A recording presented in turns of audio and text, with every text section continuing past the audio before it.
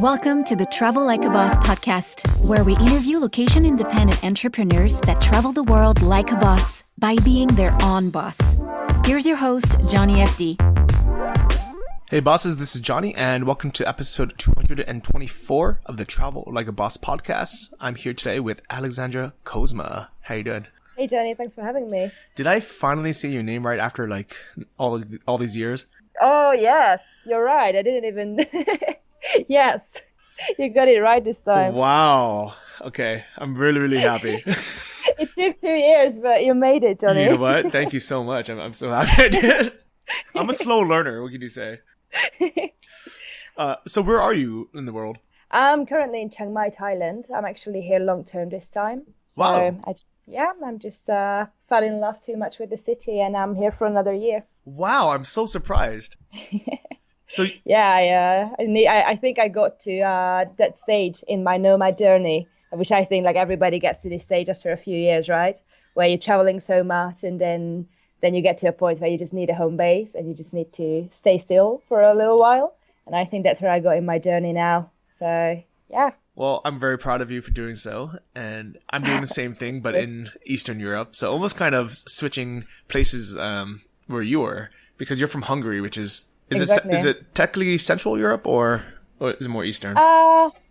Central Eastern. Like we like to say Central, but it's technically Eastern Europe. All right, we'll let you have it. So, for everyone who doesn't know, how did we meet? I think we met on the first Nomad Summit, my first Nomad Summit, sorry, that wasn't the first one, in 2017 when I first came to Chiang Mai. Okay, and Alexandra has been basically co-hosting and helping me with the Nomad Summit for what now? The last 2 years, was it? I don't know. It feels like it's, I don't Since know. the Las Vegas Summit, actually. Yeah, so it's been a while. 18 May, yes. So Vegas Summit, last year's Chiang Mai Summit, and then now we're working on the Cancun Summit together. Yes. Yeah, so Can't wait. it's gonna be exciting. But this week's episode is actually nothing to do with that. It's something that I think digital nomads never talk about, even though it would really benefit a lot of people. And it's something that we've now both been through, that I know like Tim Ferriss, I think he's talked about it. I think he's been through it. And some other people have mentioned it in passing, but I really wanted to dedicate a whole episode on it, because even though we know that meditation or taking some time for self-reflection would be beneficial to our lives, I think very few of us nomads actually do it. Mm-hmm. And actually, when you had mentioned you were going to do a Vipassana, I was thinking you were going to do it somewhere in Europe, but you did it in Chiang Mai or in Thailand. Yes, I did in Thailand. What made you want to do it? Yeah, I've heard about this meditation retreat quite a few years ago, actually. So it's something I always wanted to do. I actually only just got into meditation about 2 or 3 years ago, so not that long time ago. And yeah, I've always actually been really fascinated by the Buddhist culture, but not really the religious part, and just wanted to explore it. And I actually, like, some of my friends did it, and they had this like really amazing experience. It was really like transformational for them, life-changing, and I really wanted to do it. I just didn't feel ready for a long time, because I feel like, and we're definitely going to talk more about this, but it's a kind of thing that you really have to be ready to do. And yeah, now I got to a point recently where I felt like it was time to do it, and I felt like Thailand was the right place to do it. But yeah, as you said, you can do it anywhere else. Yeah, it's cool. So for those who aren't familiar with it, it's called a Vipassana, and it's worldwide, and it's basically a format for a 10-day silent meditation where you have to follow these 10 precepts, and we'll go over those in a little bit. But basically, it's kind of like it has the same benefits of doing like ayahuasca, but without having to go into a jungle in Peru and drink poison for a week and vomit. It's like a way to just kind of self-reflect, figure out who, what you want in life, who you are, what's important, and basically force yourself to do something really difficult. It's probably the most difficult thing in the world is just do nothing for 10 days. Yes. Yeah, exactly. I always felt like I'm the kind of person who doesn't have any addictions. Like I'm not, I don't drink coffee every day. I don't know. I don't really I felt like I don't have any sort of addiction, so it would be easy. But then when I went there, I just realized how many little cravings I have when I'm bored and I don't know what to do with my time. It was very interesting to realize that we actually always want to distract ourselves with something. Yeah, wow, that's powerful, and definitely want to go into what we've learned from it. So I've done it as well, but I think in 2009 or 2010 maybe, and I did it. Wow.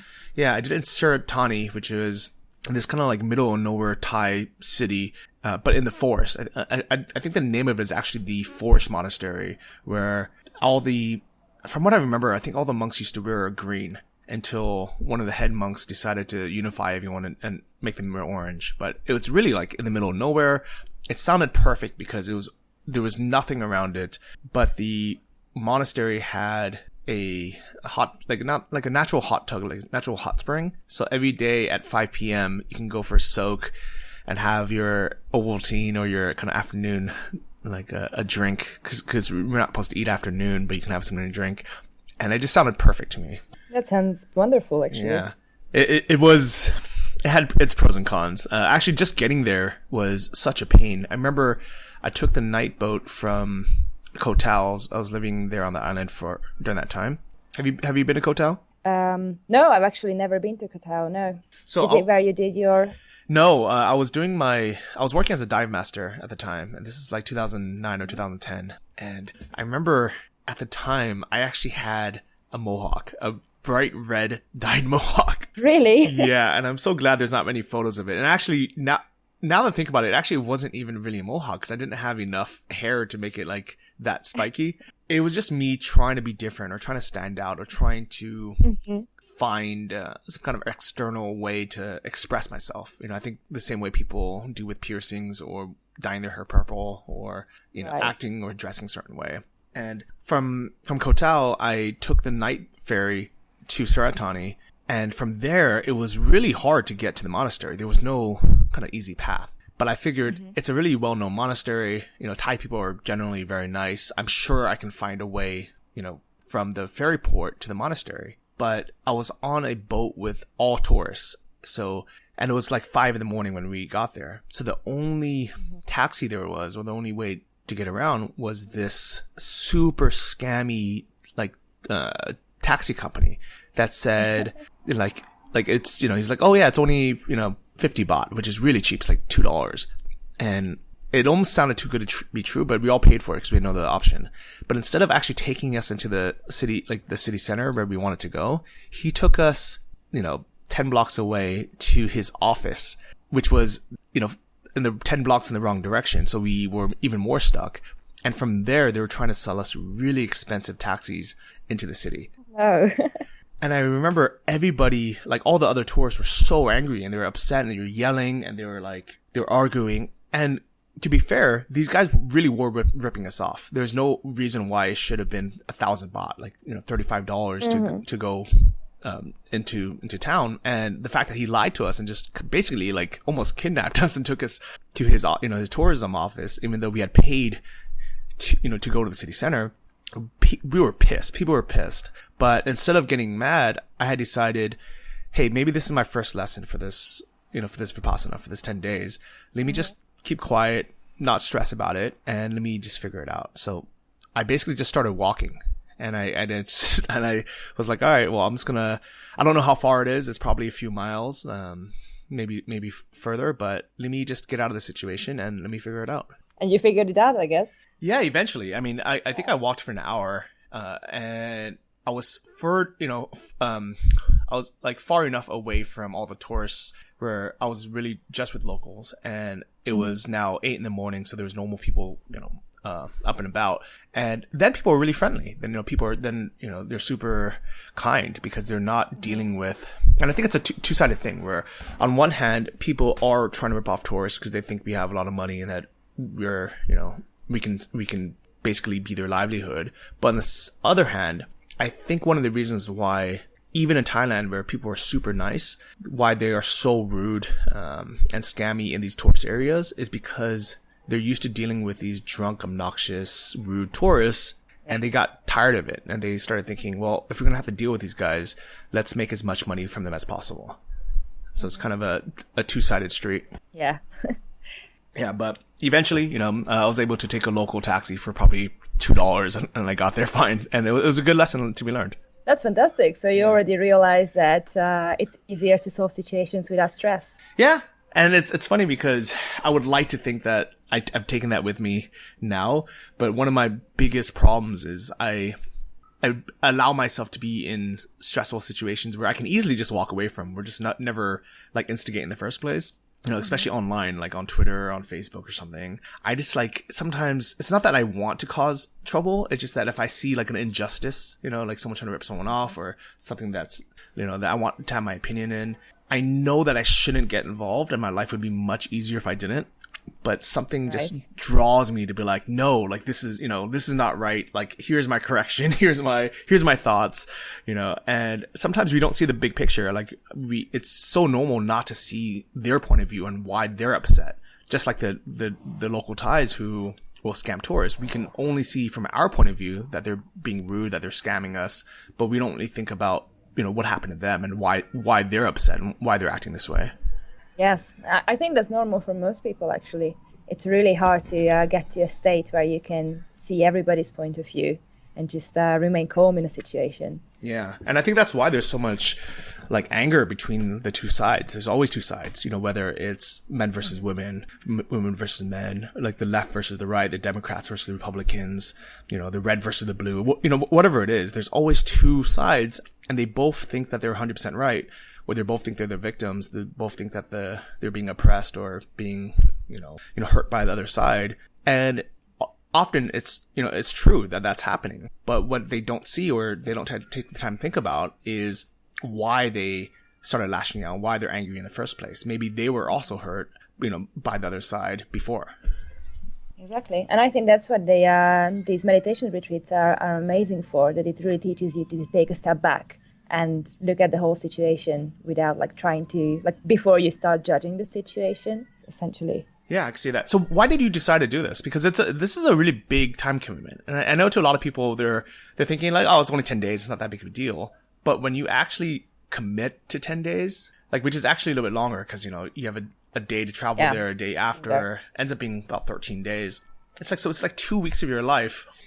Yeah, let's be honest, you don't want to work the day after you come out. So it's definitely at least 2 weeks or about 2 weeks commitment. Yes, like I said, I always wanted to do it. That was one of the reasons I couldn't do in the past when I had I was working way too many hours a week and there was no way I could have taken that amount of time off. But I also realized that was also a bit of an excuse as well, because I was, you know, like a little resistant to do this, because obviously it sounds a bit, you know, it's a bit scary, especially when you actually hear people who've done it and said how hard it is.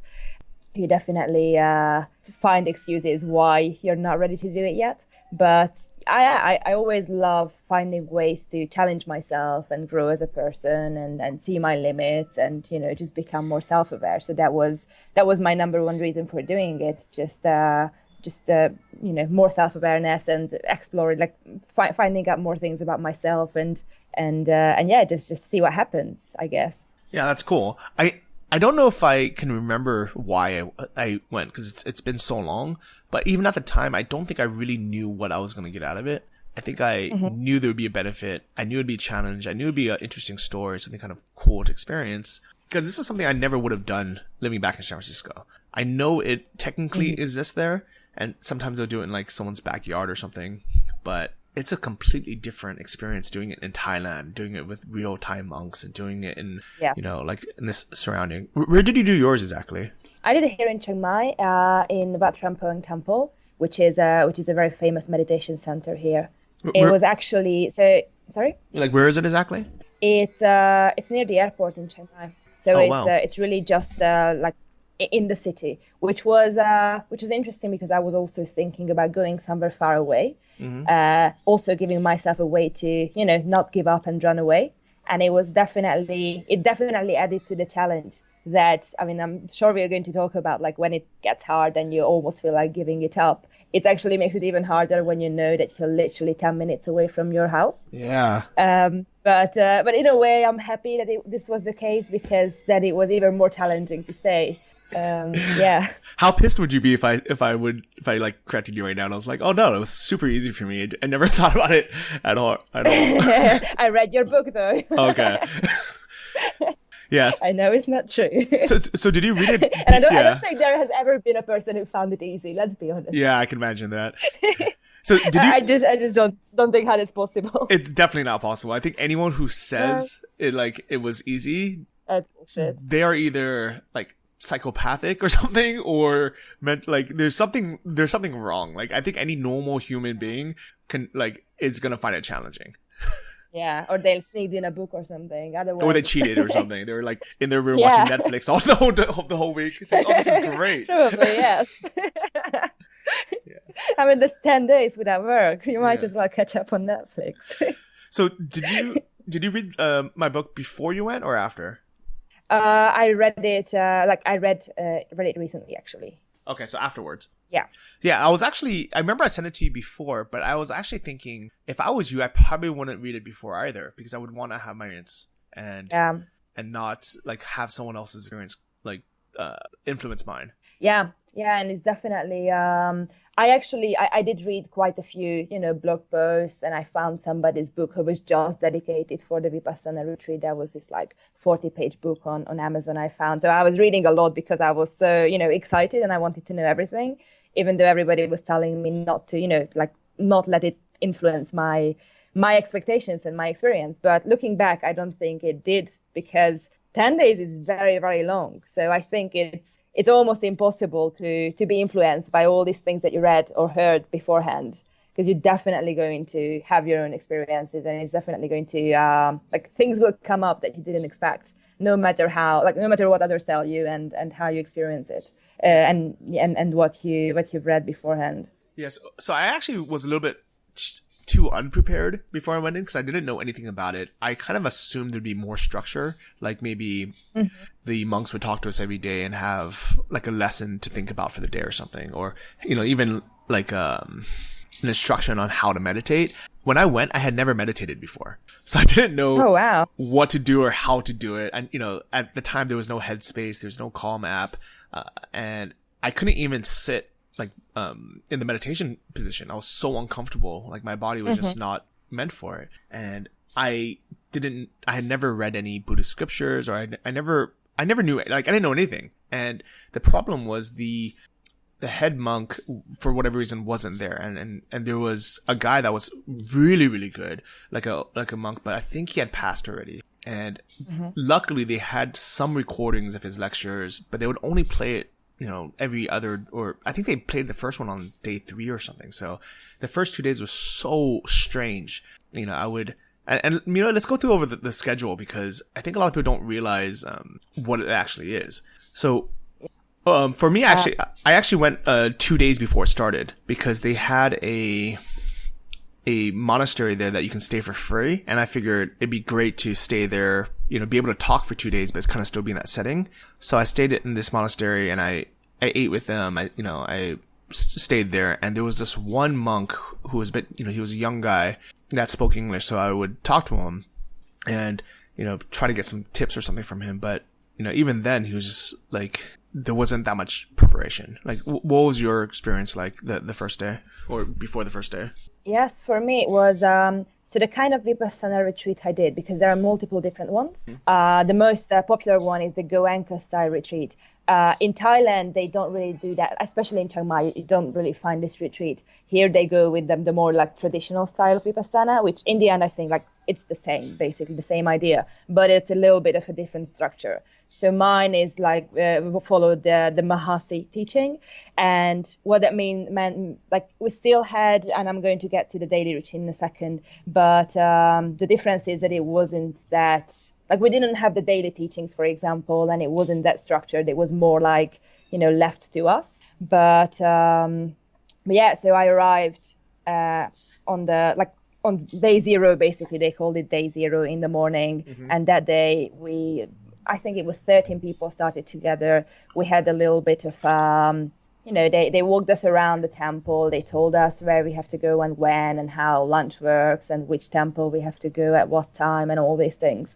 And after that first introductory day, every morning we started waking up at 4 a.m. Okay. Well, let's before we get to that part, did you talk to the other 13 people on day 0? Did you get to know everyone first? No. The only thing we had time for is saying hi to each other. And we all like had this little like, excitement / worry in our eyes and looked at each other. Like we're not sure what's going to happen to us. But then like very soon they actually gave us this little name, like tags basically, which said silence. So yeah, we were not talking to each other after that. Wow. For the next 10 days. So for me, I remember I spoke to a few people, and a lot, like two of them were there to quit addictions. So one wanted to quit smoking, one wanted to quit something else, and I was thinking like, oh, maybe this is a great idea to like come here because you're away from everything. You don't have you don't have these vices.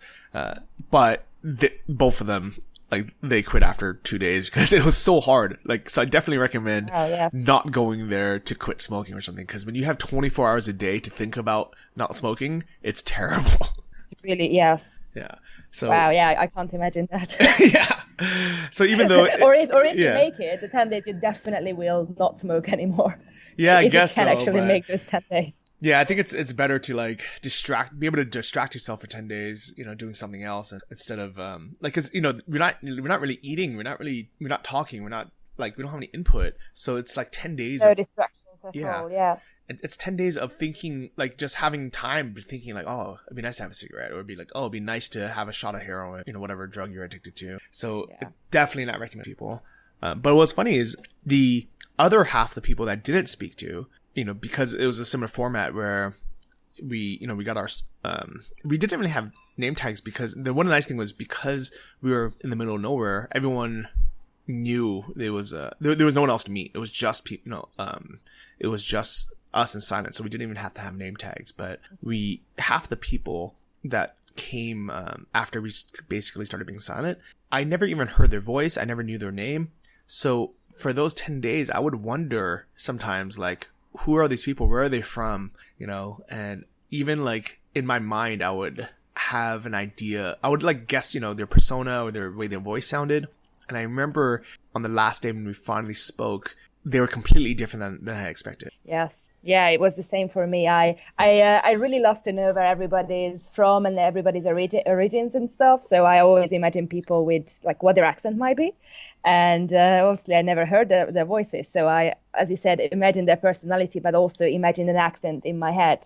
And then after the 10 days, the night after, we decided to meet up in the old city for dinner.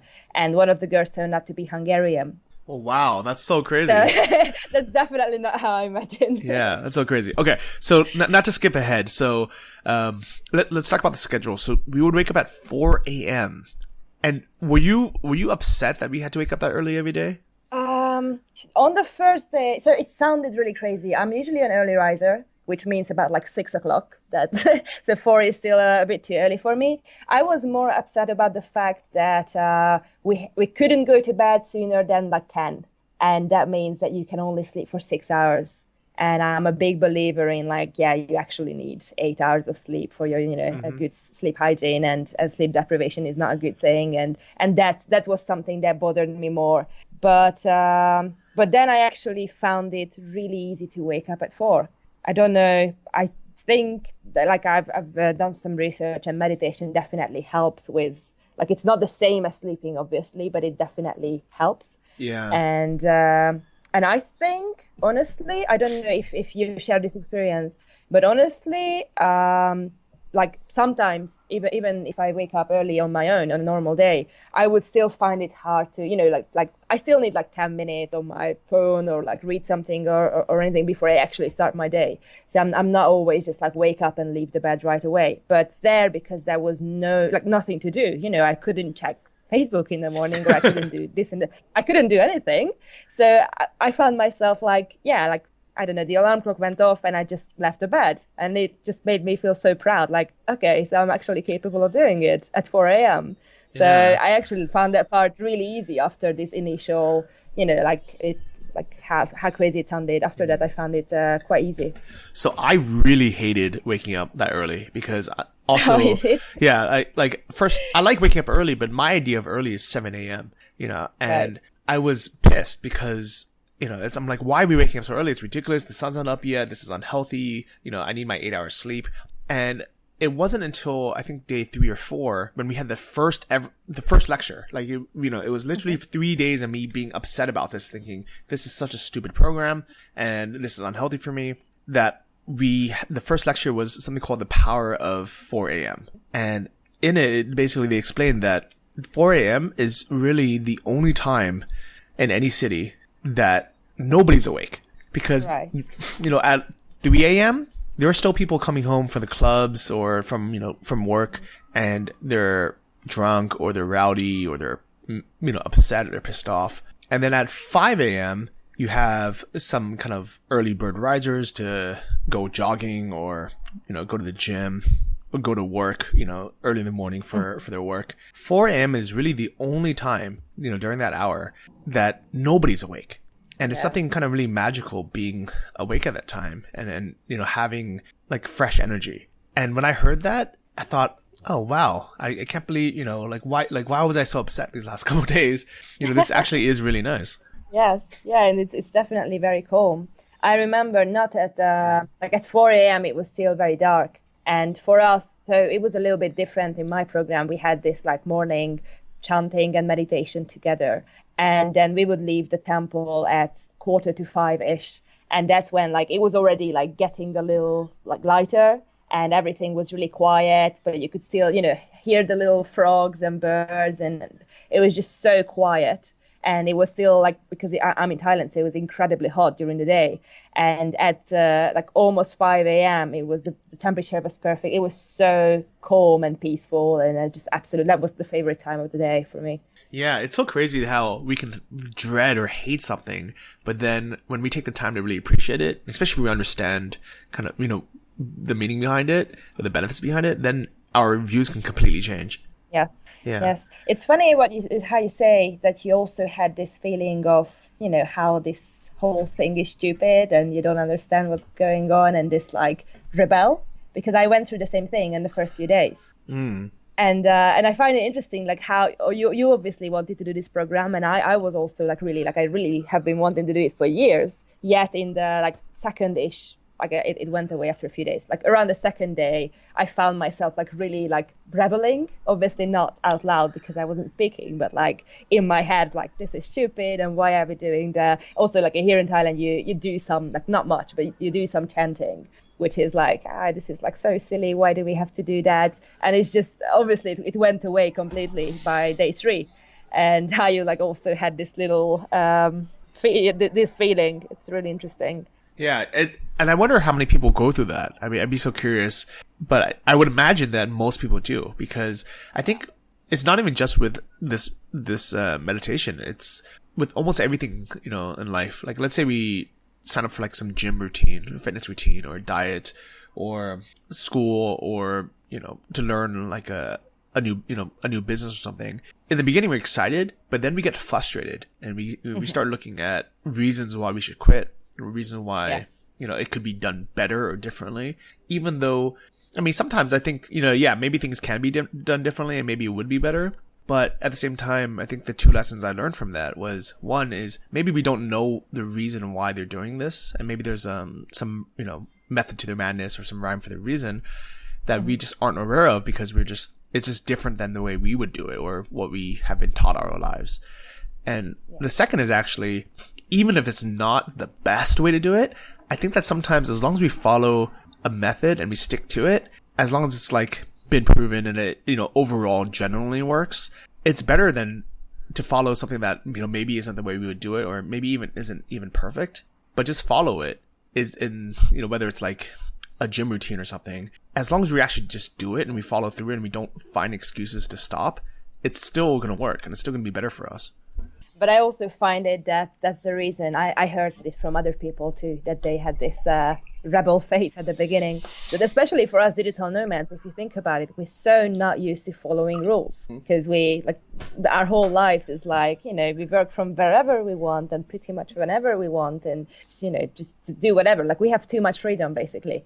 And when we go to a temple and like live there almost as in a prison, or I don't know, like really like secluded, and people tell us what to do the whole day, is really like, it's not what we're used to. Like even if we know that that's what we signed up for, still when we're there and we have to follow these things that, as you said, we didn't grow up with these things, we're not used to it. I think it's very hard to let go of the control. Yeah, but sometimes I think letting go of that control and just following a format, I think that's when things kind of start working out. Exactly. And that's once I managed to make the decision, obviously I knew what was going on. Even when I was feeling that this is stupid, in the back of my mind, I knew that, I knew what was going on in my mind. I knew that I had to get over this feeling and just be more open and more accepting. And once I got over this, it was actually then I obviously started actually enjoying it and be way more okay with it. And we had teachings too, and they were telling us how, when you make so many decisions in your life, that's when you that's actually not good, making all this deciding about every single thing. Sometimes it's good to just let others decide for us, or just to not think that much. Yeah, it's weird, because I think on one hand, the kind of the motto or the manifesto of being a digital nomad or being an entrepreneur is not following the trend, not following the rules, not being a sheep in society, and following our own path. And I think in a lot of ways that has benefited us so much. We've gotten so much freedom. We're able to live a better life. But at the same time, I think sometimes we disregard rules, and we don't want to follow something just because we think we can do it better, even if just by following something, our lives probably would actually be better. I think the best example is fitness. I think one of the reasons why so many people have a hard time following a fitness or diet plan is we try to cheat our way, where we think we're oh, you know what, we should, I don't really have to do that. Let me bend the rules a bit. And let me kind of oh, is this really a carb? Is this really, oh, they didn't say I can't eat this. Or oh yeah, maybe I'll skip the gym today because I'm sore or whatever. And we, we find these reasons to not do it.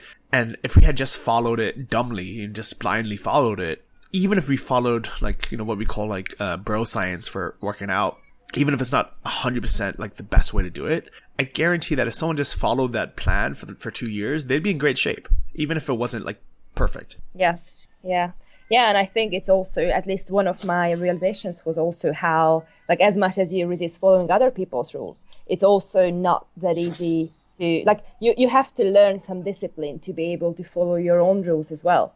And if you, so many people who location independent people end up realizing how hard it is that there are no rules at all, and there's big freedom, and people start developing daily routines and pretty much wake up at the same time and always go to the gym in the morning instead of have some kind of routine they stick to, because they need this have a more organized day basically. Yeah, I think that's why both of us, even though we can work from anywhere in the world, we can, work when we want, where we want, both of us have chosen to have a home base. I'm living here in Ukraine for the next 3 months. You're back in Chiang Mai. Even though we can be anywhere, we can be, on some little island somewhere. We can be anywhere. But we decided, no, let's find a base and let's just be somewhere. Have a structure. Yes. Yeah, and I definitely find it way harder to do my work when I'm it's a lot of fun. I've done it a lot, traveling around and going somewhere every week, somewhere else. Mm-hmm. But when I do that, it's obviously way harder to do good quality work. Yeah. And not just that, but also building your community, or having sleeping good hours, or having sticking to your fitness routine. It's all so much harder when you always keep changing your locations. Yeah, 100%. I would say one of the main reasons why my weight fluctuates so much up and down, my fitness levels, is because I move way too much. When I'm in one place for a few months, I'm generally in pretty good shape because I have a eating routine, fitness routine, and then as soon as I start traveling, I start eating more junk food because I'm not cooking, or I'm not eating. I'm just eating new crazy stuff. I'm in this new country, I have to try their deep fried whatever. Yeah. Yes. Or I have to try their new local alcohol, or the wine or the tapas or whatever. And then I'm not going to the gym because I don't have a routine. I don't have a membership. I have a lot of it's excuses because I'm sure I could, figure it out. But in general, when I have a set routine, here in Ukraine, I'm waking up every morning at 9. I walk to the gym. I work out for an hour. Then I go to the coffee shop. I work for a few hours from the coffee shop, and I've been more productive work-wise. I've been, more productive fitness-wise, and my life is overall better having this routine, even though I could technically work out at night if I wanted to, or work in the middle of the day, or work at night. Like I could do whatever I want, but having this routine has really tremendously benefited my life. 100%. And once you get used to a certain routine, a certain habit, it's kind of automatic after a while, right? Like when you're not used to going to the gym, and then it's the first few times it's quite hard, but once you get into a routine, you start missing it, and it's like you don't even have to think about going, right? Yep. I think that's why, it's been proven like how habits work too, but that's why it's important to like actually, like you say, you could go in the night, but you go in the morning, because like then it becomes an automatic habit, and then it's much easier to stick to it. Yeah, I definitely agree. So let's get back to the actual day schedule. So we wake up at 4 a.m. super early. At my place, we would actually do kind of a form of yoga in the morning, which is really nice because sorry, I think for the first hour we would meditate, and then the second hour we would do some kind of really light yoga. It wasn't like a workout, but it was a bit of a stretch, which I think was really nice because you need for your back. Yeah, just because like just sitting there, it's tightening on your back, and it's not good. And I actually remember, painful, yes. Yeah, the monks actually were not allowed to do the yoga because they're not allowed to do exercise. And I remember one of the monks was so excited, telling us that he was taught this move by another traveling monk or something, where it didn't break the rules because it wasn't exercise. But what he would do is slowly swirl his arms like backwards and then forwards for a few minutes. And wow. That it completely eliminated his back pain, that he just felt better. So he would do it every day for a few minutes. And it kind of just shows that, like, you know what, like I understand why they, and we'll go over these kind of rules for monks later, but like sometimes, it's good to, like, not all rules are good. Like, I think the fact that they kind of broke the rules a bit by letting us stretch and do yoga, I think it was a benefit. Yes, definitely. Yeah. And then, so like for you, like what was the actual meditation? Was it all sitting meditation, or was it a combination of different things? We were switching between sitting and walking meditation, which, by the way, walking meditation is something I never heard about it before. I didn't know what it was. But so basically, just very quickly, what it is that you like take a step very consciously, as in you break it down into lifting your feet from the floor and slowly, moving it in front of the other one, and like touch the floor, and it just goes really, really, really slow. So like one step would take, 20 seconds, and it's actually like really great. And it was also nice to, after doing like an hour of sitting meditation, doing an hour of walking meditation, it was also good because you could at least move a little bit. Because as you said, sitting gets really, like for me, it was really, really hard to sit that many hours. Yeah, and I think for most people it's the same. But for your walking meditation, it's not like you're walking around the city or the monastery, right? Is it literally just back and forth? Yeah, like 10 steps maybe, or just a few meters. Yeah, I remember at the beginning I thought it was stupid as well, thinking why would I just go back and forth? Like, I understand the benefit of, taking steps slowly and being aware of what you're doing, but wouldn't it be nicer if I just walked around the monastery instead? So at the beginning I would actually break that rule, and instead of just walking back and forth in a straight line, I would take the time to kind of just make circles around the monastery. Okay. Yeah, which I probably, I don't know, I think like, I understand now why they want us just to go back and forth, because they didn't want us getting distracted looking at things. Yeah. But for me, I think, like, even today, I take a lot of that walking meditation into my life now. Like, I don't sit for half an hour and just meditate. But what I do is I walk a lot, or when I'm scuba diving underwater, like, it's to me, it's like meditation. Like, for me, it's just not thinking and just like being in the moment, being aware of my being my surroundings, and just being aware of being very present. And and I understand No, I was gonna say, I understand like it can be distracting if you're walking around the city because there's always things coming in, or being underwater and seeing like fish swim by.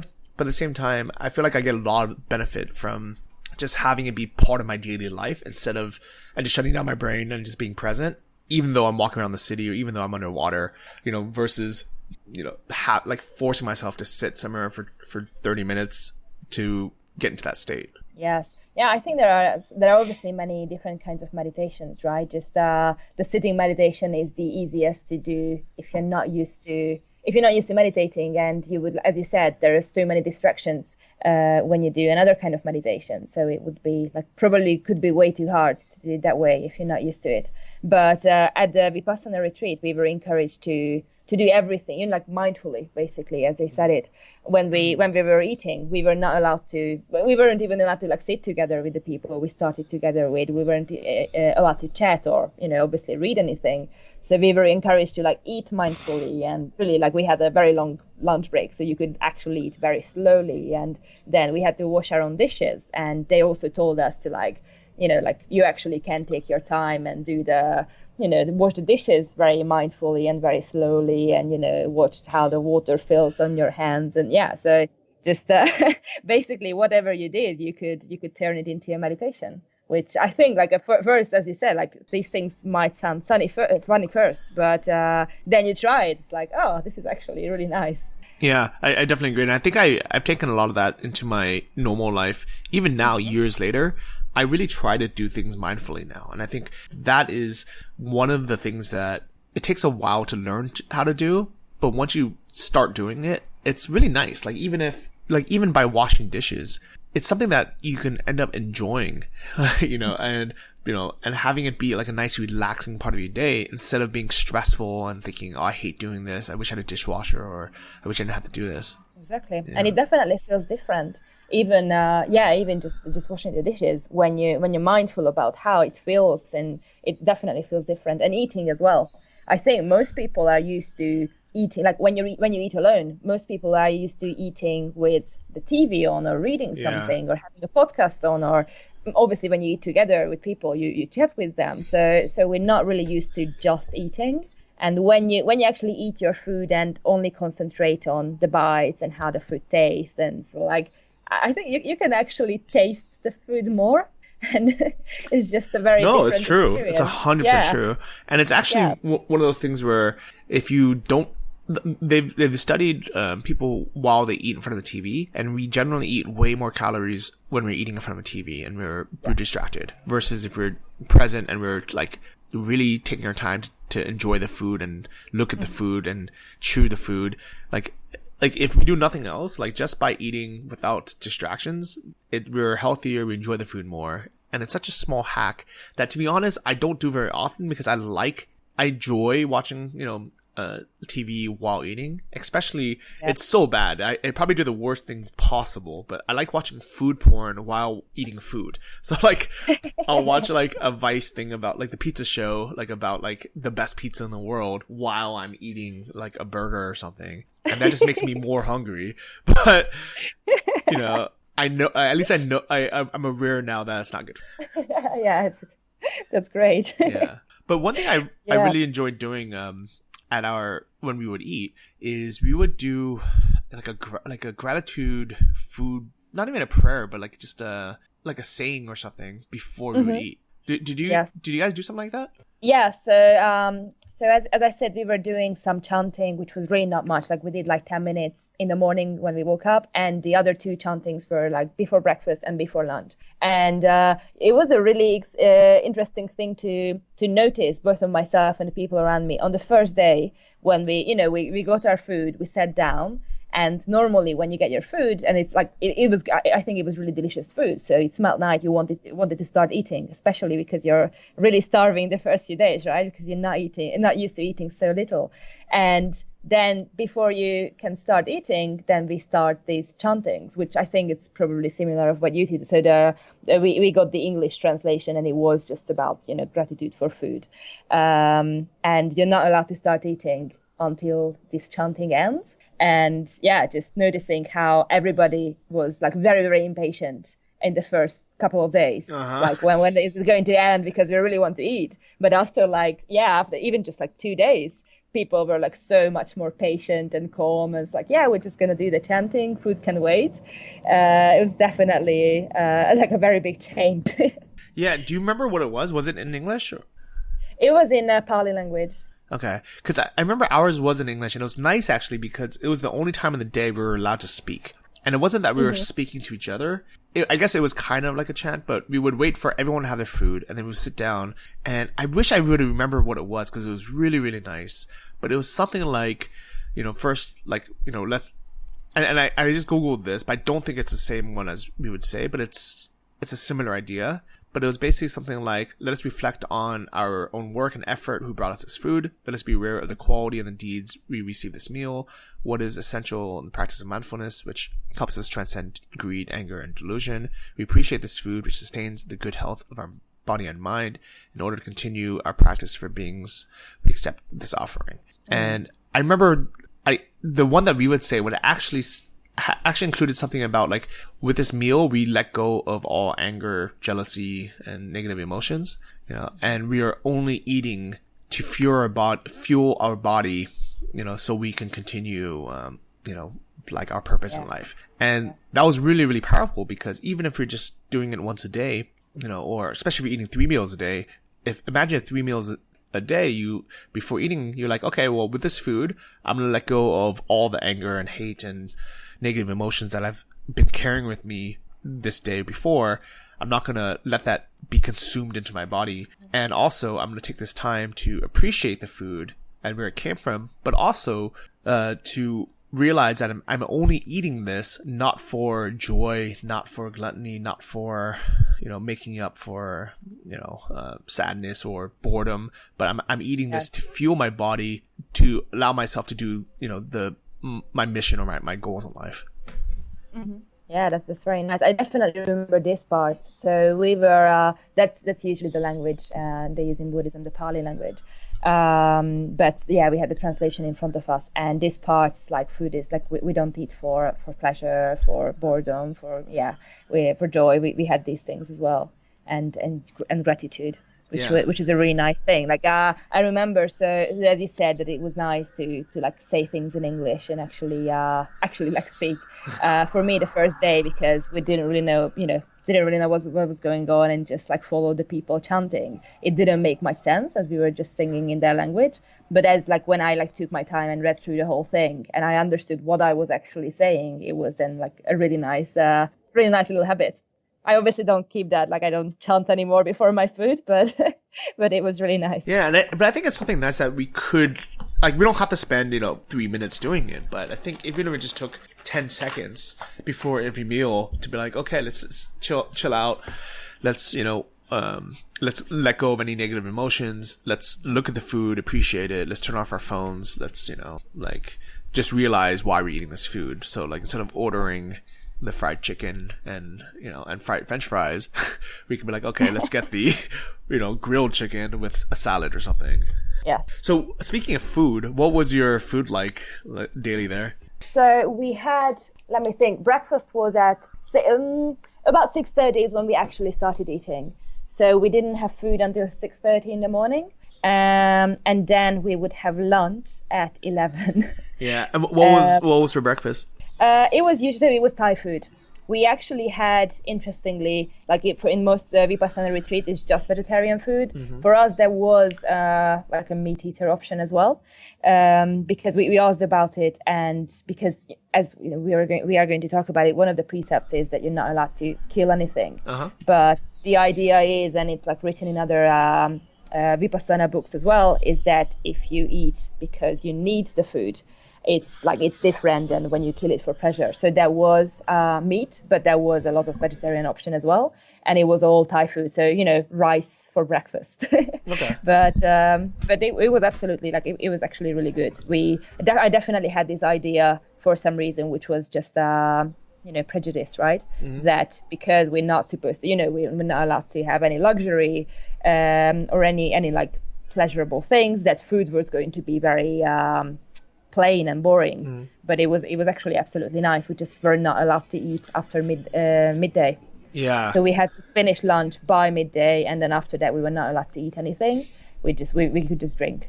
Yeah, it's so crazy to think about it, but literally our meals are 6:30 a.m. and then 11 a.m. and then that's it. So from noon until 10 p.m., well, actually until I guess the next morning at 6:30 a.m., there is no food at all. That's a very intense fasting, yeah. Yeah. And what was lunch like?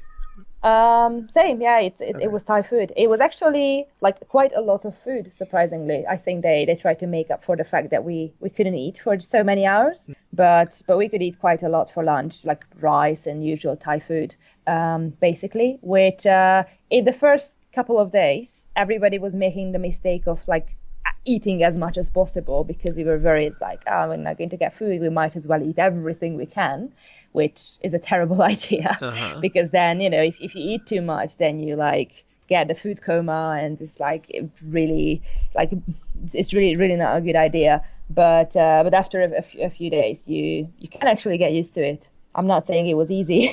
It was not easy at all, not eating in the evening, but you can get used to it after a few days.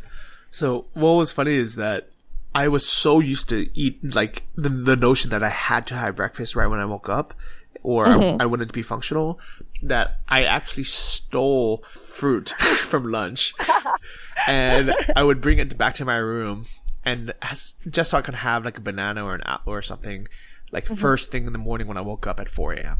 And it's funny because now, like, you know, 10 years later almost, it's now 3 p.m. and I actually haven't eaten anything the whole day yet. And, oh, wow. Yeah, because now I do like an intermittent fasting where I normally have my first meal around this time, around 3 or 4 p.m. But it's funny that like back then I thought I had to have it first in the morning or I would, not be able to operate. Yes. Even though technically I could have just waited until 6:30 a.m., which really isn't that big of a deal when I think about it. Yeah, it's all about what you're used to.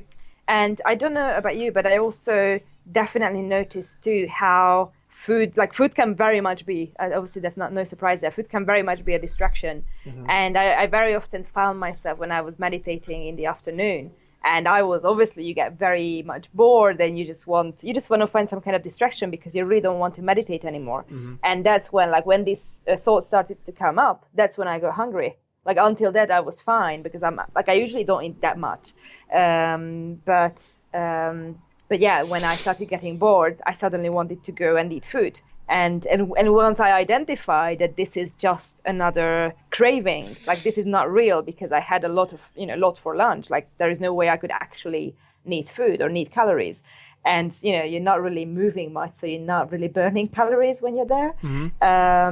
Then the hunger kind of went away. So that was the point. Like, okay, this is not real hunger. This is just me being bored and wanting distractions. And after that, I was not hungry.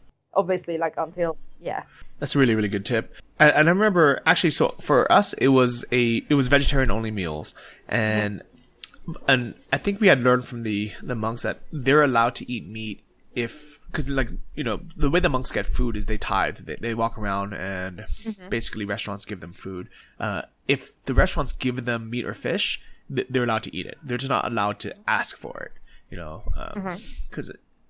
but then for us, it just happened to be vegetarian. I remember breakfast and lunch they were very similar. Breakfast was something like a rice soup with a bunch of, it's like a brown rice soup with a bunch of vegetables in it. And then lunch was like a rice, was like brown rice, but with like a vegetable stew. So it was basically the same ingredients, just one was more watery. And I remember it tasted really good. Like it was a lot of really fresh vegetables and it was filling. It was delicious. And I actually remember thinking, if there was a way where I can just go somewhere and like pick this up twice a day, I would just be happy eating this and I wouldn't be thinking about food all day. Yes, I actually had the same thoughts. And I don't normally have rice soup for breakfast either. But all those foods, like there were so many like different foods that I've never seen before. And everything was absolutely delicious. And like surprisingly, because they didn't look like that. And everything was absolutely delicious, and I would have been happy to have it the whole day, as you said. Yeah, it's kind of a weird thing, but I really enjoyed it, and I think, but part of it was definitely because I wasn't doing anything. I wasn't expending any calories because I was just sitting there meditating all day. So then, obviously, I didn't need that many calories. It was just like you're just there. You're just kind of going through life. Yes. Yeah. Yeah. But the one thing I really didn't like was we would have a drink at 5 p.m., but it wasn't like a healthy drink. It wasn't just like tea or something. It was literally Ovaltine, which is like chocolate milk with sugar. And I think, the reason why we would have it is, they kind of want us to give us something like, give us some energy during the day. But I think it kind of, it's like, to me, it's like one of these silly rules where, technically we're not eating after midday, but we're having this sugary artificial drink, which I know it was Milo. Sorry, it was worse than Ovaltine. Oh, okay. Yeah, and it's like the equivalent of like Nesquik chocolate, instant milk drink or something. And I think that's more like a Thailand thing, though, don't you think? Yeah. Like in Thailand, they just love sugary things. Yeah, and I almost kind of think that those are one of those rules where they, even though technically it was within their precepts, it's one of those things you have to use kind of common sense and be like, okay, like that was like it would have been healthier if we would just have, I don't know, even if we ate, or had some whole fruit or something, would have been healthier than that. Yes, I noticed that too. So in the afternoon, we were only allowed to have drinks like tea or coffee, or plain yogurt, like only like flavorless plain yogurt. But for lunch, we sometimes had a little like snack. Which was, like a piece of chocolate or something, which I didn't really understand why they just, like, sometimes it would be a banana or some kind of fruit, but sometimes it would be like some muffin, which I had the same thoughts, like, why do we eat unhealthy foods? Like, at least here, they should encourage eating only healthy foods. Yeah, and and I guess we'll go over the kind of like the pros and cons of everything at the end, but it's one of those things where I realize that people will always kind of bend rules no matter what it is. Yeah. Even at a monastery, even as monks, it's kind of like it's I think it's human nature to take like a rule and be like, okay, let's interpret it our way. Did you break the speaking rule? So I did, and actually I broke a lot of rules. And I know this isn't the best thing to do, but for me, I think that overall I had such a good benefit from going to the Vipassana that we, even though I broke some rules, I think it was okay. So I guess to go over all the rules I broke, the first was, instead of just not thinking about anything and just like truly meditating, I was so bored and I didn't know how to meditate. And I thought, there's no way I'm going to do this.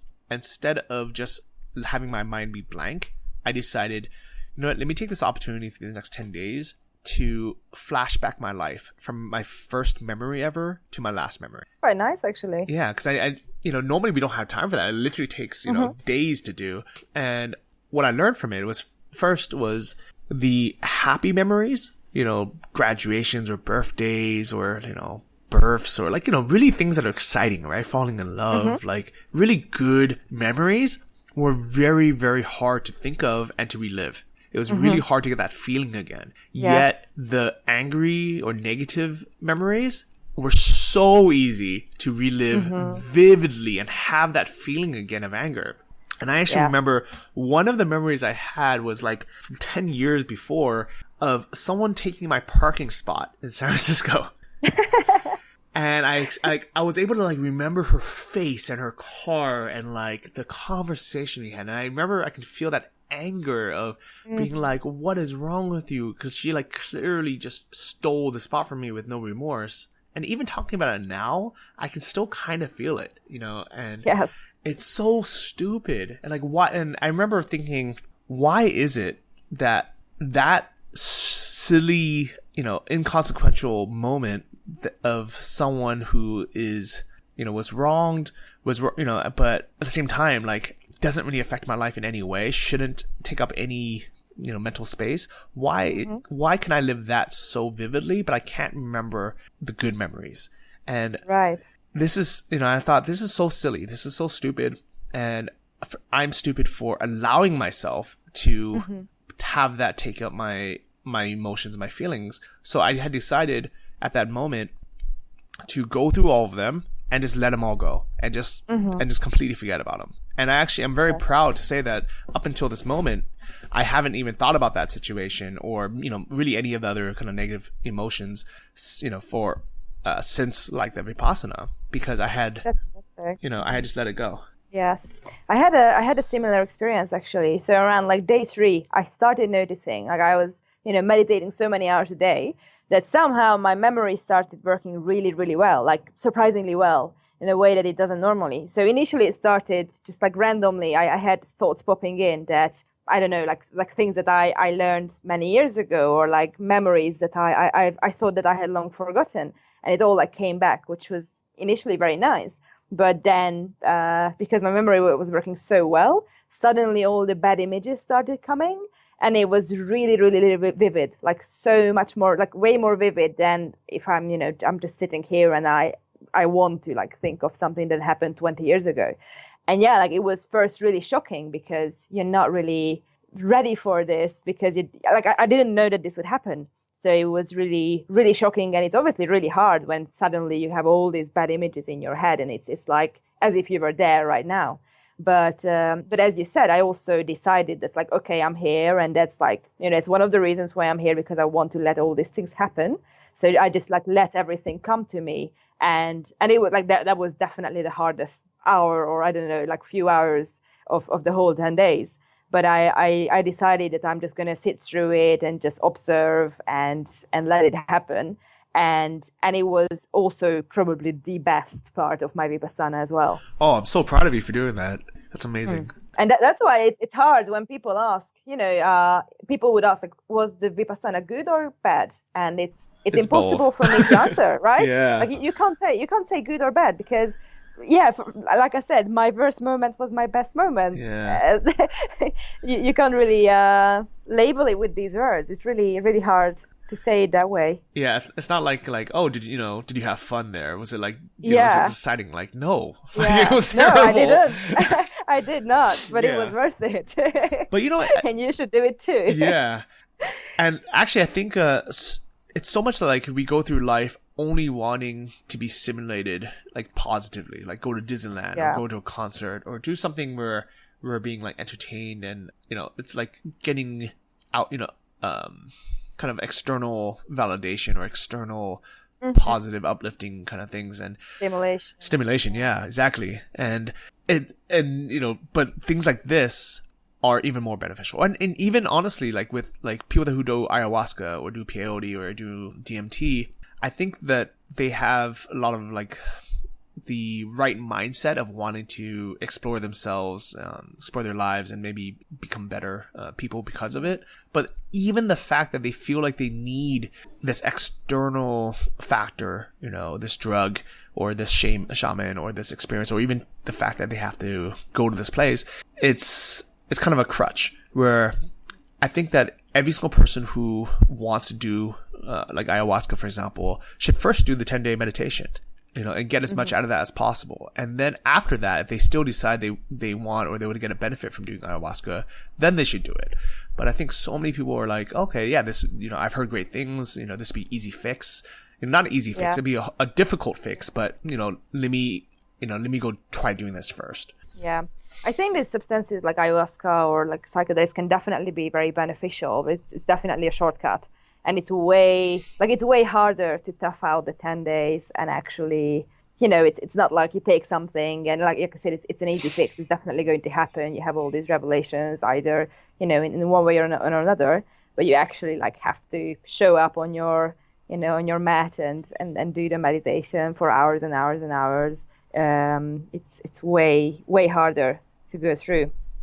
Yeah. And I definitely think so, like, as well. And so, but I guess at the same time, like, it's good that people want to figure themselves out, they better themselves, but I definitely would recommend, everyone go through this first and then decide if they want to do it. Because there's a good chance that they're going to go through it and then be like, okay, you know what? I actually don't need a drug to, or plant medicine, whatever they want to call it.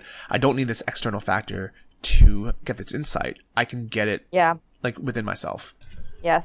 And I love to recommend this book, so I'm going to do it now. There is this book called Stealing Fire by Stephen Kotler, which talks about all these altered states. And it actually, like, there is this part that says that when you do like a meditation retreat, like Vipassana or even longer, you can actually get to the same altered state and to the same, get the same results as when you do psychedelics or ayahuasca. So practically you can achieve the same thing. Yeah. So it's what you say. You then realize you don't actually need this. Yeah, I can definitely see that. So, what about you? Did you break any of the rules? So let me think. I was definitely thinking. Yeah, I was just. I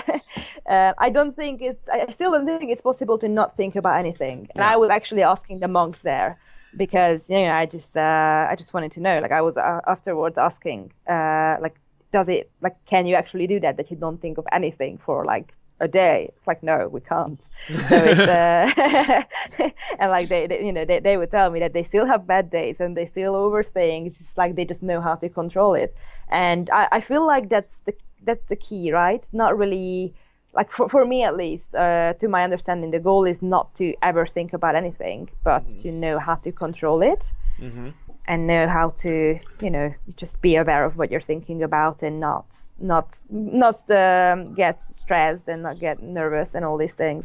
But apart from that, one rule I broke, but I'm actually happy I did, is the no writing rule. So I definitely wasn't reading and speaking and listening to music and all these things. And I understood, and they told us on the first day that it's because you should, the way that they put it, and I really liked it.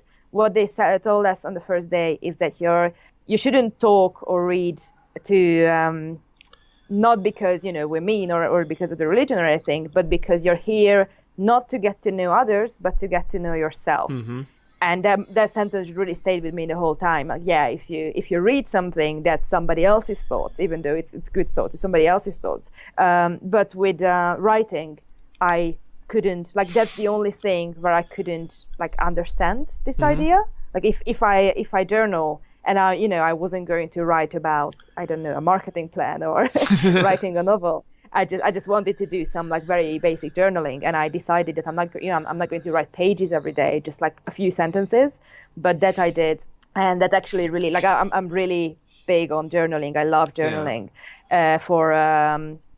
for introspective reasons, for self-development, just like to jot down my own thoughts. And yeah, I had like I actually bought a very, very tiny notebook with me, so I'm not tempted to write very long pages, but it was really nice to keep it on my bedside table and sometimes write down a few sentences. So that's something I broke. Yeah. So I broke the same rule, and Oh, normally, you did? yeah, and it wasn't, and I, at the time I never journaled. I never really wrote, and I took the time actually to write. It wasn't even for myself. I remember I wrote postcards to both my parents and to my sister. And it was, I think at some point, I don't remember when it was, maybe it was on day like 6 or 7 or something. I really just wanted to tell them that I understood why they worried about me, or it's kind of like, and I wanted to let them know that I appreciated everything that they've done, and not just like assume that they know. So for example, for my parents, I wrote them a postcard saying like, I appreciate, you raising me, I appreciate you feeding me, and like all the things that I assume that but I don't know if I've ever really told you. That's really nice. Yeah. And then at the end of it, I wrote, that all being said, there's also a few things that I wish that, would be different between us, or that you would do. Mm-hmm. And one of the things was, I told my parents, I said, Dad, I know that you love me because you raised me, you're my father, and you do all these things, you sacrifice for me. And I know it's not part of your culture to say the words, I love you. Mm-hmm. And I know your parents probably never said it to you because it's not part of their culture, but it would be nice to hear it just once. Mm-hmm. And I remember mailing those off. And the next time I had visited my parents, like months and months later, the first time ever in my entire life, in like, almost 30 years at that point, like my dad super awkwardly, like uncomfortably, but like was opening the door for me or closing the door for me or something to go to the car, and he's like, "Oh, by the way, I love you," and they just like left.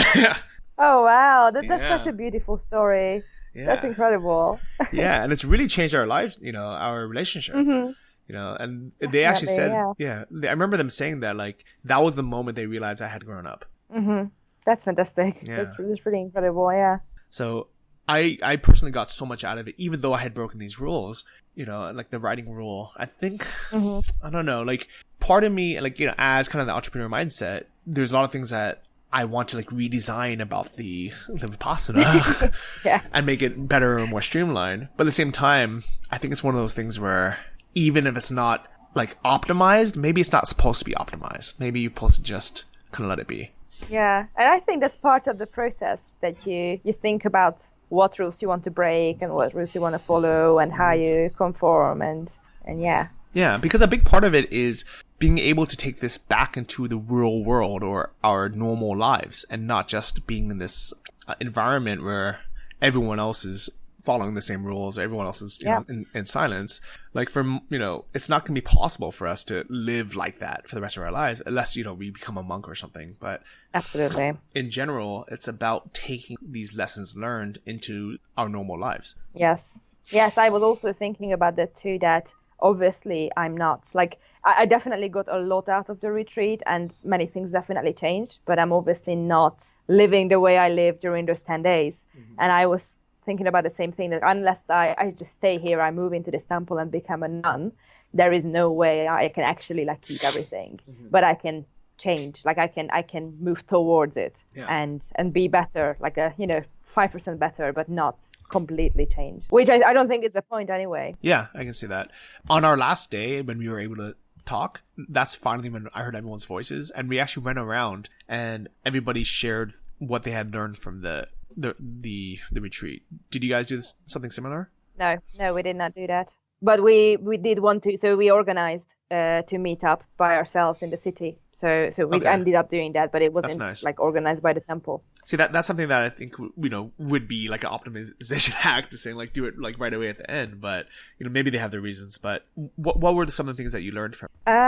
Just a comment to this, by the way, that here's the difference, because for me I loved it that we didn't have to talk right away. Like I loved it that we had the end and I could just leave, because by the time I wasn't speaking for 10 entire days, I really was not looking forward to speaking to people. So it took some time for me to readjust. And I mean, you obviously know how I'm a way more introverted person than you are. So and I noticed that on people too. Like I noticed that on the people I was doing the retreat with, that those who were more extroverted just was really looking forward to speaking finally. And the more introverted ones just like silently left. And I was one of them. I needed a little bit of time to adjust, because that was way too overwhelming for me to talk to people I never spoke to before. But then like a day later, when we all went out to, or was it the same? Yeah, it was the same evening. We left in the morning. Then it was really nice to share. Oh, nice. So it's not the same for everybody. Yeah, that's another good point, is that like just because it works well for me, like it doesn't mean it works well for others. So that's good. Okay, so we just learned a new lesson, Johnny. Yeah, thank you.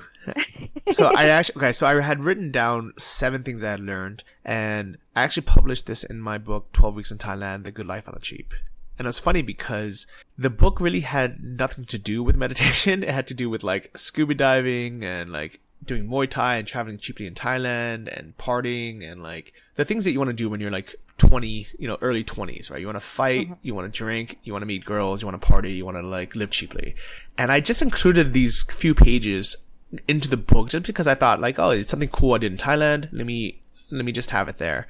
And I remember so many people had commented, on like, or left reviews and, or just told me that like those couple pages were like the most some of the most impactful pages of the book, and that they're so glad that I included it. Yeah.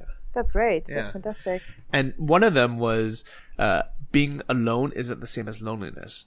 And I actually remember it was actually the opposite of your experience, where even though I had spoken to these people on the last day and I had gotten to hear their thoughts, pretty much everyone left like right away. I actually remember like people got on the bus like 10 minutes after it completely ended, and I thought, oh my god, this is weird. I'm like completely alone now. I was surrounded by these 15 or 20 people, and actually no, I think we had started with 30 something people, and at the end we only had like less than 20 left. So like a third of the people dropped out. Was it the same as yours? How many people actually made it through? I think 2 people left. Okay. So we started 13 people and 2 people left. So it wasn't that bad. Yeah, that's not bad. Yeah. So mine, like a lot of but people usually left. I hear that a lot of people leave. Yeah. Yeah. And at any point, did you feel like you wanted to leave? Oh, of course. Yeah. Day 2. So actually that was the hardest at the beginning, when I was already over one day. I already got some benefits, some insights, but it was getting like, the time feels incredibly slow when you're there. It doesn't feel like 10 days. It feels like, way more. Like one day feels like a week. And when you're there, like it's only been 2 days, but it never felt like 2 days for this low. Oh, yeah. And you kind of start to think like, oh, what am I doing? And, like I'm supposed to like, am I wasting my time? I should be doing work or read or whatever. I don't know, doing things. And like I said, I was 10 minutes away from home. So like I knew, like I made a promise to myself that unless like I have a really solid reason to leave, I'm not going to leave, because I heard these stories from people and I knew that this feeling would come. So I was prepared for that. So even when I was feeling that way, I knew I would, tough it out and stay, but it was really hard. Like I had a few hours when it was really, really, really hard. And that's why it was like, that was one of those times when it was really good to have my journal with me. Oh, good job. Yeah. How about you? I left. You didn't leave? I left on day 5. I remember during one of the walking meditations, I just kept walking, and I walked into town, and I to be fair, I left my stuff in the room, so I was planning on coming back, but I just had to get out of there, and I walked from there into like the closest town, which is probably a 30-minute walk, and it was actually a nice walking meditation, anyways. And I got to town, and I didn't speak to anyone, and I remember, I don't know what I did. I think I ate something, and then I looked around, and it was so busy, and there was so much happening, and I was like, you know what? Like, I'm gonna go back. Like, this is. Were you in your meditation clothes the whole time? Yeah, I was. Which is all white, if anyone is trying to imagine it. And but on the way back, I stopped by that Buddhist temple that was right next door, the place I had stayed the first couple nights, and I found the monk that I had spoken to, and I had so many questions for him. I was like, what's the point of this? What's the point of life? Like, what is Buddhism? Like, how do I meditate? Like, I had all these freaking questions. And I remember that after I spoke to him, at first he was really calm, which was nice because it calmed me down. And he didn't really give me any answers, but he kind of just like let me know that he understood. He understood that like why I had these questions, like that, that it was normal. And after I spoke to him for a few minutes, even though I don't think I actually got any like solid answers to anything, I felt much better, and I was like, okay, I'm gonna go back. Thanks for for listening to me. Nice, yeah. Yeah. So that was technically breaking the rules. But for me, it was much needed, because for the next 5 days, it was much easier, and I was able to stay. And I think that if I hadn't left for those few hours or spoken to that monk and broke that rule, I probably would have ended up quitting at that time. He was lucky you met him then, yes. Yeah. Do you remember the first day when, the first day of meditation, how long did you have to meditate for and how it felt? Oh God, I can't remember, but I remember like it was probably just 1 hour, but it felt like 8 hours. Okay, because for us it was, so we had to meditate on the first day. It was only well, it's still a lot, but we had to meditate for 6 hours, but it was 15 minutes.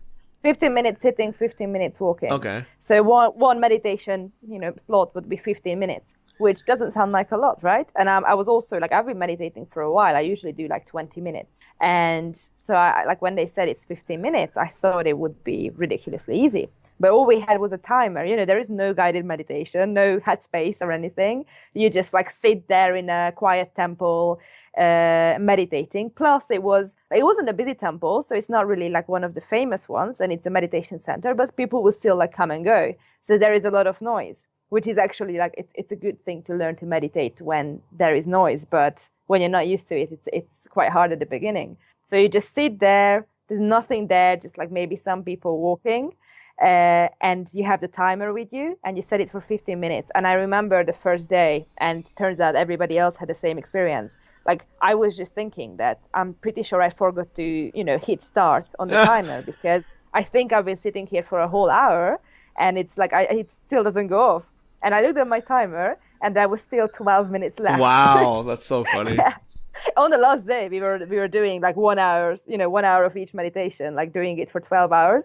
And it was obviously much easier. Like I wouldn't glance at my timer, only just every once in a while, and only after like 45 minutes. So it's definitely, that was a very, very big progress. But on the first day, it was ridiculous. And yeah, when I got to bed, I was so exhausted. Like I got to bed and I fell asleep straight away. It was really, really exhausting. Sorry. But sorry, what were you gonna say? So that's just like how much my concentration and I guess my discipline, my concentration improved in 10 days. Yeah. Then after that, when I came out and started working or, doing anything, just reading a book or any of these things, I really noticed like, wow, I usually like when I read a chapter, I would still like look at my phone or check my time or something. It's like, oh, I actually read a whole chapter without like getting distracted, or I've been working here without, I really, really noticed it on the way I work. Yeah, it's so crazy that nowadays we are so distracted that we can't even sit through an hour and a half movie or even a 30-minute TV show without being on our phones. Yeah. Like, it's so ridiculous that like we are being entertained by this movie or this TV show, yet we feel and we still need distraction from the distraction. Yeah, right? like just because it's like a little bit slow during Game of Thrones sometimes doesn't mean we should need to pick up our phones and scroll through Instagram or Facebook. If anything, it ruins the show, it ruins the movie, ruins that immersion. Exactly. And I actually went to the movies a few days after my Vipassana with new Vipassana friends, and I came out of the movies like I actually watched the whole movie without looking at my phone. Oh my God. That's really good. And I actually remember the whole movie, and I didn't check my time, anything. I just watched the thing.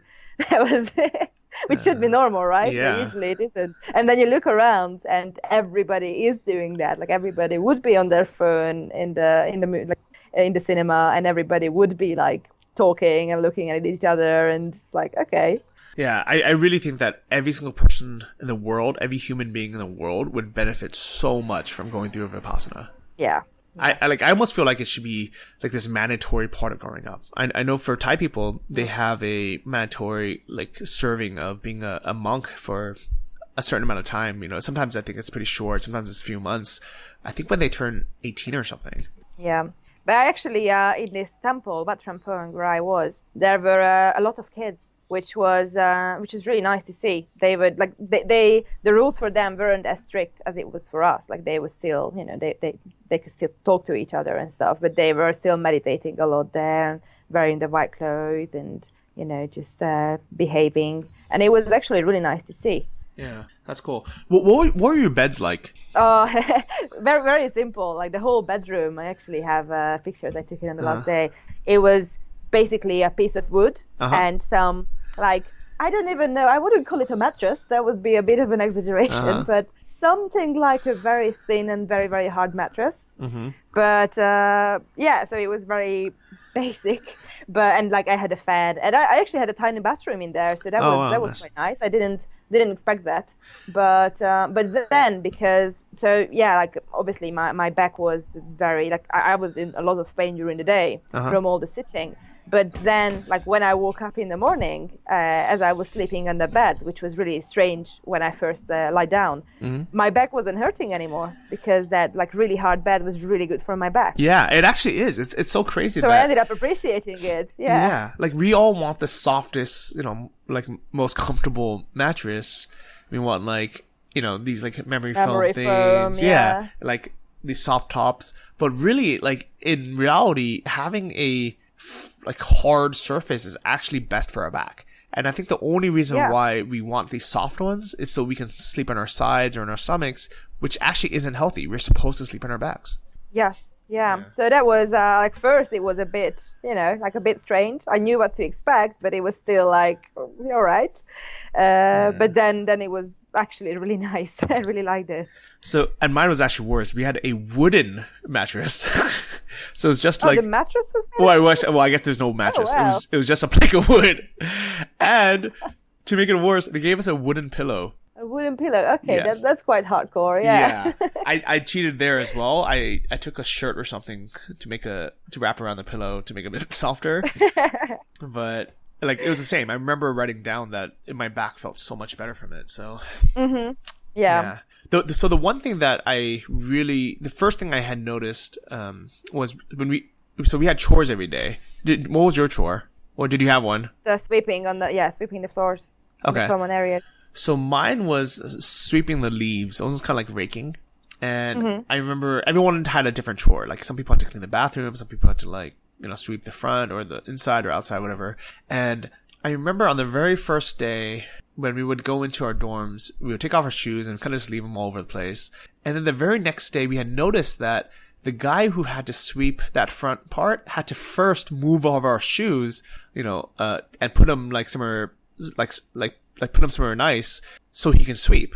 And normally we would have went our whole lives. I mean, like years never noticing that or changing it. We're like, okay, we're just going to take off our shoes here and just go inside. I don't care what the cleaner has to do. This is like, that's their job, right?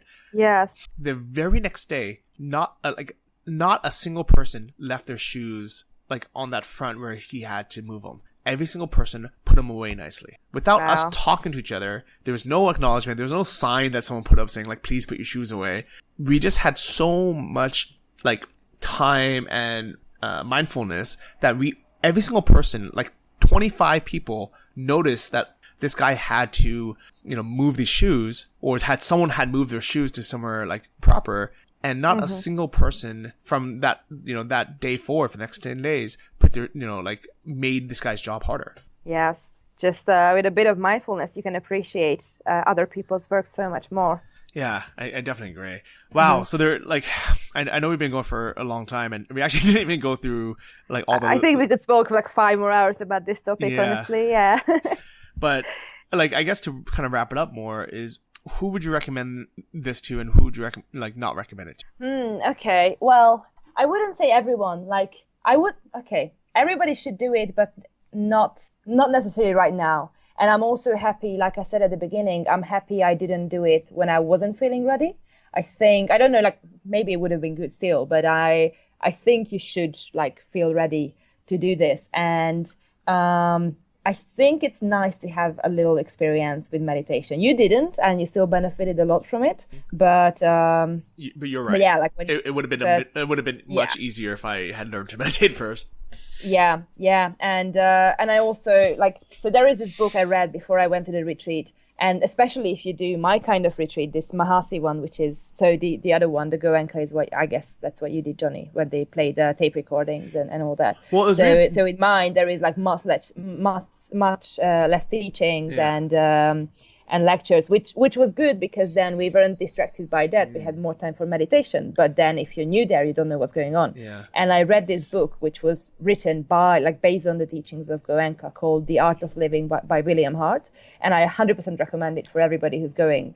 It's really going to prepare you mentally for what you can expect. And yeah, I think if you just sort of know what to expect, and you're open enough to want to explore your own, how you work and your own mind, and you're not going to run away from bad stuff coming up, then yeah, go for it, definitely, for anybody. Yeah, and I would definitely recommend also learning how to meditate properly before trying it a little bit, getting used to meditating for 10-20 minutes, using Calm or Headspace or on your own before you go.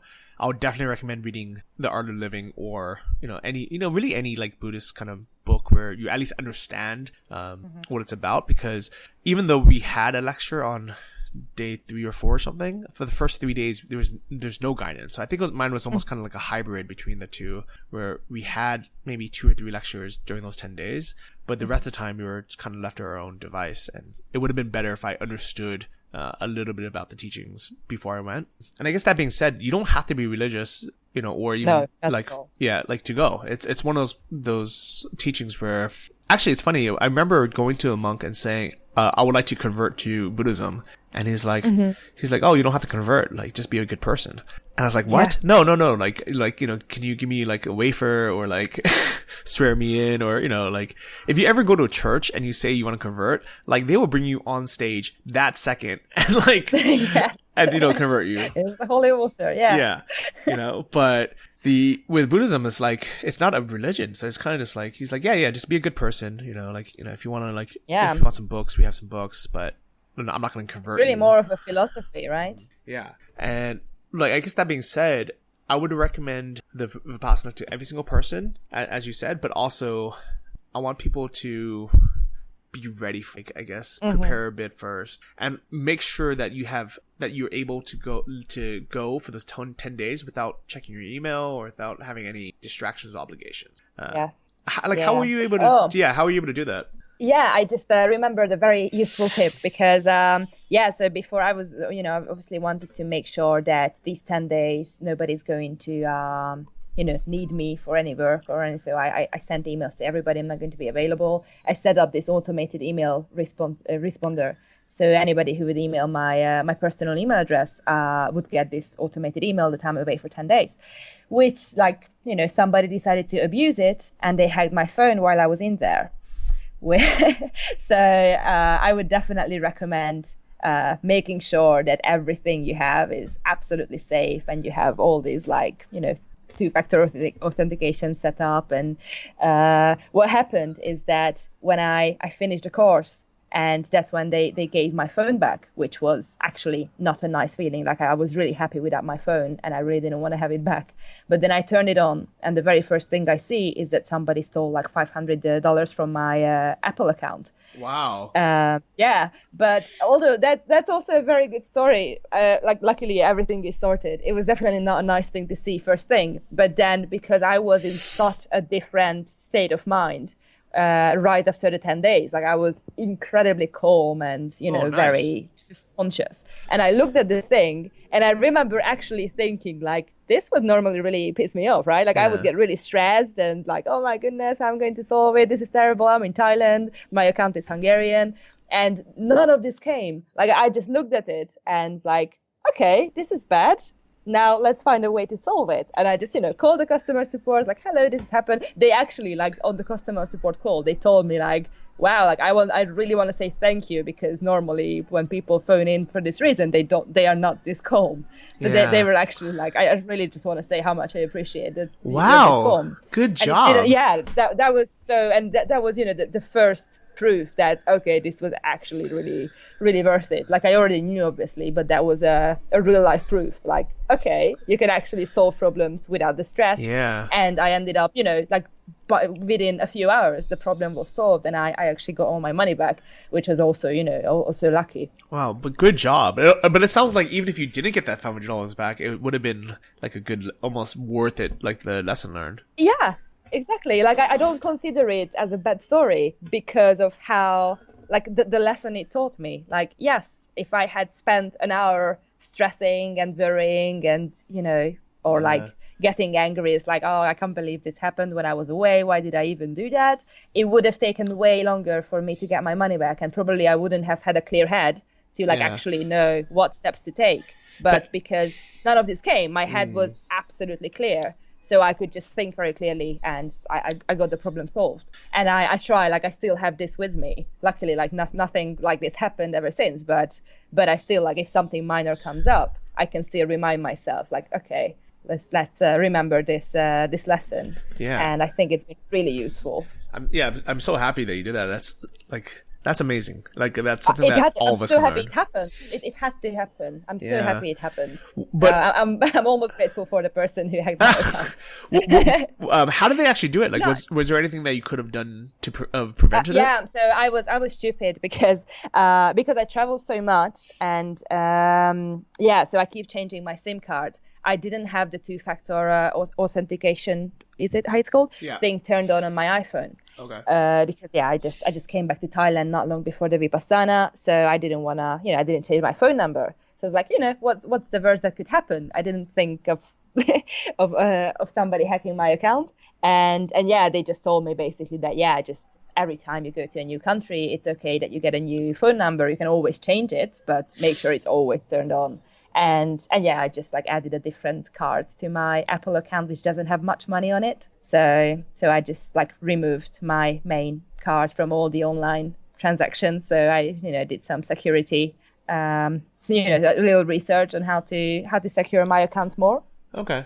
Well, good but job. Definitely, in Apple you can. I'm sure you can do it for Android too, but in Apple you can turn in the two-factor authentication. So every time you want to pay, you would get a text message, or you would have to approve it first. Okay. Well, good job. I actually made the mistake of doing the opposite of you. I didn't tell anybody that I was doing this 10-day really? meditation. Yeah. Wow.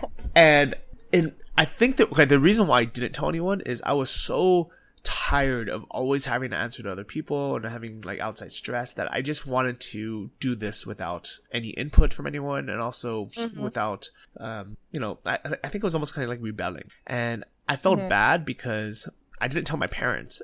And normally at the time, I would go 10 days without talking to them. So I actually had spoken to them the day before, but I didn't mention it. I was like, okay, I'll talk to you later. And normally if 10 days went by, it'd be fine, except that they tried to call me 3 days in and then they couldn't reach me. And then they tried again the next day, and then the next day, and then they freaked out. And luckily, what happened then? Luckily I had mentioned it somewhere like on my blog or something, and my cousin had read it, and my parents had called like all my relatives to kind of figure out like where I was, and he said, "Oh no, he's at this meditation." And oh my god! So, if I could have done that differently, I would have definitely told them, and because definitely tell your parents. It's unfair to have them stress about it. Yeah. Yeah, but I do remember though that I was so stressed and worried that I would come out of it and I would have so much work to do, or so many emails, or so many like messages or something, and it actually wasn't that bad. It was fine. So I think a lot of times we stress about these things, and in reality, it's not worth stressing. Yeah, we worry before it even happens, right? Yeah. That's one of the main like ideas of Buddhism and the meditations. Like we always think about what can go wrong in the future, and we always think about what went wrong in the past, right? Instead of trying to stay present. And yeah, definitely, I had the same thing. Like that was another reason when I messaged everybody. Like I did want to check in with my parents and my best friends too, because we would normally talk more often than every 10 days. But yeah, I wanted to make sure that everybody knows, because I didn't want to get a ton of emails, like you said. Like I really wasn't, like I knew that I would hate turning my phone on after 10 days and getting a ton of messages and people like, where are you? We're trying to reach you, da, da, da, da. But then like, so that's why I did it. But then, like when you then read your messages, because you're so much calmer and you like worry so much less and don't really care that much about these things, it's actually fine. Yeah, I love it. Fine. All right, so did you? Huh? Go ahead. Yeah, I just remember something when you came out of the retreat. Did you notice that everything, like for the first few hours or the first few days, everything was much louder and yes, just 100%, 100%. And I actually remember I had dinner by myself that night because it was the opposite where everyone had left. And I remember sitting there, and it was good because I had a lot of time to reflect. But also, even though I was in a small town and there wasn't that much happening, I just remember there's so much going on and so much input. And I don't know, but I think to kind of sum it up is I know now that I don't want to be a monk. And I honestly, I don't like, I'm sure like everyone has their own reasons for doing things, but I really think that like the kind of one of the purposes of being a monk is to not do any harm to yourself or to others and kind of just go through life. But, which is kind of almost like trying to be net neutral almost. But for me, I'd rather like have both the positive and try to eliminate the negative impacts in the world or the people around me, but like try to have the positive things and not just try to go through life without, without damaging any grass or something, you know what I mean? Yeah. So for me, I'm very happy I'm not a monk. I would never like want to go through that. And I think it's kind of extreme when people do. But at the same time, I think I've taken a lot of those lessons learned into my normal life. And I think that's something that has really benefited me even almost 10 years later now. And I think this is something that everybody would benefit from as well. Absolutely. Yeah. So, we have to wrap this up because it's been really long, but, if people want to, kind of learn more, the official website for Vipassana is dharma.org. I will have links to it in the show notes. The book that Alexandra had mentioned is The Art of Living, and her journal, she has two. One is called The Morning Mindset, a daily journal, and also the Growth Planner by Grit Journals. We'll have links to all these in the show notes. And if you guys want to read my book, 12 Weeks of Thailand, The Good Life on the Cheap, chapter 7 in that book is all about the 7 lessons I learned from the Vipassana, as well as basically a whole chapter about us. If you enjoyed this episode, definitely read the book. You can get that at 12weeksinthailand.com or on Amazon, and we'll have links to all this in the show notes. So, Alexandra, thanks so much for coming on. I really enjoyed talking about this. Yeah, me too. Thanks for having me. It's great. Yeah, and I think a lot of people are going to benefit from this episode if you guys actually listened to this whole thing. Thank you for doing so, because I know it was long, but I hope you got a lot out of it. You can test your patience and your attention if you made it through. Yeah, definitely. And Alexandra, I'm so happy that you were on this episode, but also that you're part of the Nomad Summit, and that you're a friend, and that you're just part of my life. So I appreciate you so much, and I love you so much. So thank you so much for coming on.